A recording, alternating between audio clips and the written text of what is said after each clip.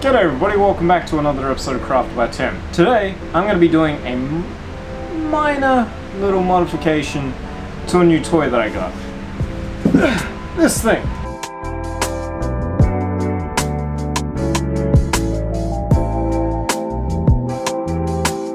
Alright, so this is something that I've been pretty keen on for a little while now. I'm really just like super pumped that I finally got around to getting one. It's a bandsaw.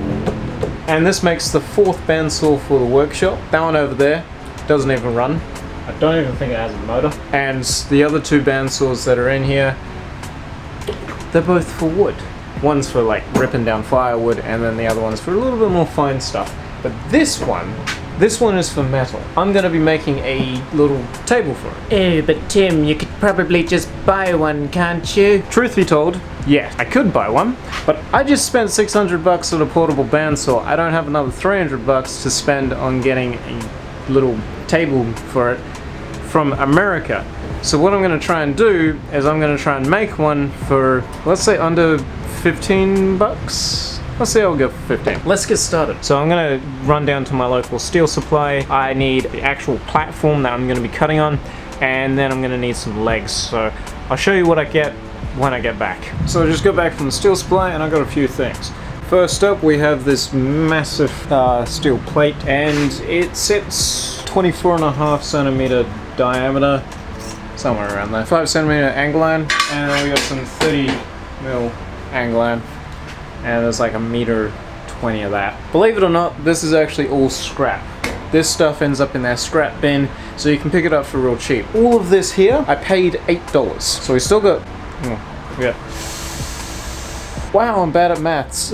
We have $7 left, so hopefully I can still do this. I'm gonna grab out the bandsaw again, and I'm gonna basically sort of, hopefully thumble my way all the way through this. I don't know what I'm doing.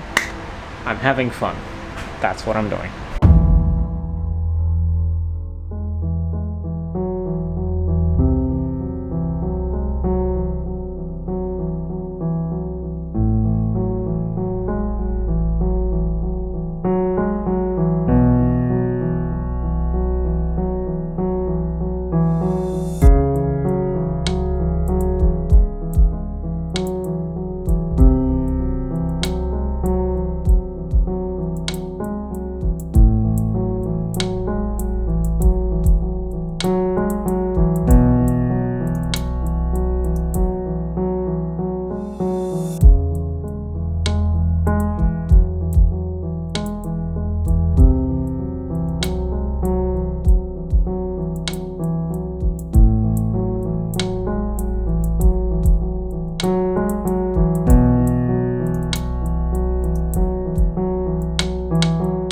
Make a quick trip to Bunnings today to pick up a packet of bolts.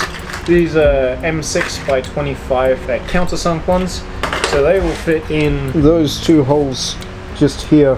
Anyway, so the bolts themselves cost me, I think it was like $3.75, so let's just round that up to $4. So currently, I have spent $12 on this entire project, and hopefully that's all I'll need to actually spend. Let's see whether or not we can get it finished with just what we have here. Now, if only I had a tool for cutting metal. Just really want something that's going to be quick and easy to cut this. Oh yeah.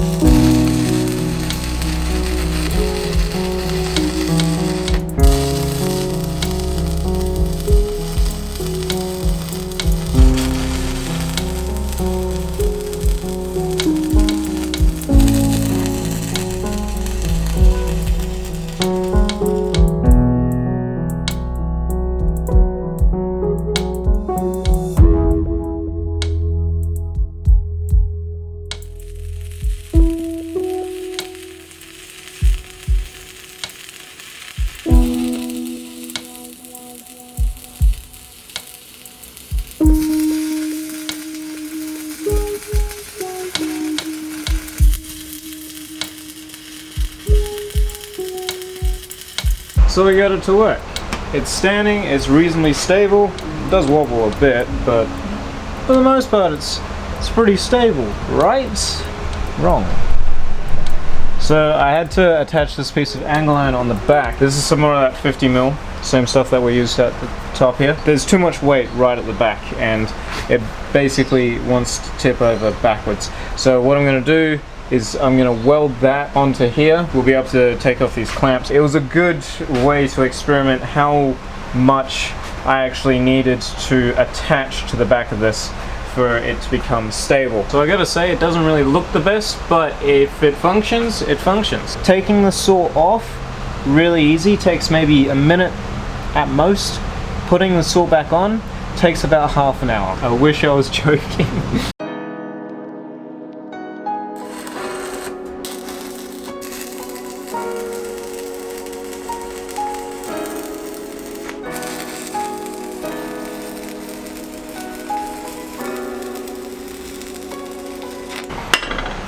So let's test this thing out. Got the clamps off it. Took less time to set this up again, so maybe I'm just getting better at trying to work around it. Let's try and cut this solid piece of aluminium, 32 mil thick and 60 mil wide. So let's just cut this in half.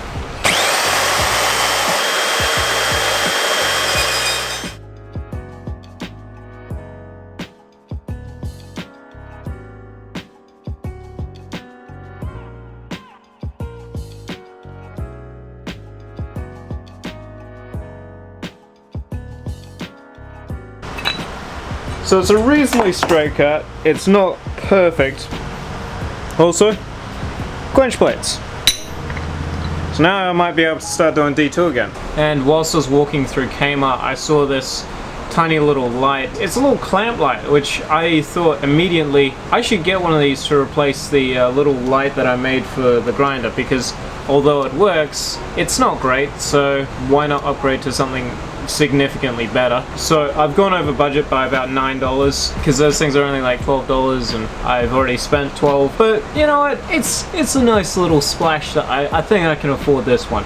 I forgot to mention that although I did purchase this light before I realized that this thing actually had a light, I'm still glad that I purchased this light, because this is the light that it comes with. By the way, this is a super good quality camera, so that's the only reason why you can actually notice there's even a difference. Look at that. Look at the amount of extra light that gives you. Why even bother putting a light on it? But this thing's actually pretty good. You might be thinking to yourself, Tim, I'm not sure whether or not I want to get one of these or an angle grinder. Most people would probably just be like, get the angle grinder. Why would you even waste your time? It really depends on what you're trying to do. If you want to have a setup like this, yes, get one of these things, because if you're doing like cutaway knives and that sort of thing, this is going to be great. If you're doing a lot of tube work, this thing is your best friend. If you're doing less of that sort of stuff, and especially if you're planning on doing more grinding and that sort of thing, an angle grinder is probably going to be way better for you, because it's going to be much more versatile. It's going to be significantly cheaper. There's different benefits. For instance, this one is significantly quieter. Not quiet enough to actually sort of warrant the non-existence of earmuffs. Always wear your earmuffs when working with machinery. This is no exception. But the one thing that I do like about this so much more is the fact that it doesn't produce sparks, or at least it doesn't produce nearly as many. Of course, it can't cut through anything like the angle grinder basically can. Am I already missing teeth? I'm sure the angle grinder would have made massively quick work of that aluminium. Definitely safer, especially for someone like me who's working in predominantly a woodwork workshop. Once again, if you're tossing up between getting an angle grinder or getting one of these, personally, I'd probably say get an angle grinder first, especially if you're just starting out your workshop and you want to just do a few quick odd jobs around there. Get an angle grinder. You know, there's all sorts of attachments for angle grinders as well. With this, it is a blade, and it is only a blade. You can't do much more with that. I'll see you all in the next episode. In the meantime, please do remember to stay safe, happy crafting, and as always, cheers.